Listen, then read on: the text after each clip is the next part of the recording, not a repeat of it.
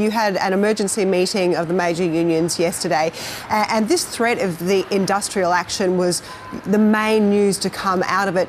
How realistic is that? What sort of timeline are you talking about here? Yeah, good morning, Madeline. Listen, we're writing to all employers, and we started that last night. And what we're asking them to do is they need to put in place upgraded safety protections for 2022. What cut it last year for Delta won't work now.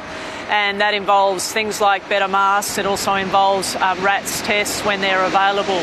Now, that's got to be done under the law and in consultation with workers. Now, what we're pointing out is that workers have a right to cease work if they're not in a safe workplace. And at the moment, unfortunately, we're seeing some employers trying to force COVID positive people to go to work. So that is absolutely a red line. We must keep people safe during this pandemic, not just for them and their co-workers, but for the whole of the community. How widespread is that pressure for people who are COVID positive to go to work? I mean, we know that the isolation rules have been changed for close contacts. You're opposed to that.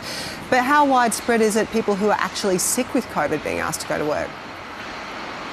Look, we've already seen this happen, unfortunately, at Meatworks in South Australia, just with breaking news that that's now been resolved and those workers now do not have to go to work while they're COVID positive, which is great. But this is about being very clear with employers that this is unacceptable. Unfortunately, the ACTU has been receiving a lot of pleas for help from workers, mainly in smaller organisations like hospitality and retail, where they're casual workers and their employers have been saying, well, we know you're positive,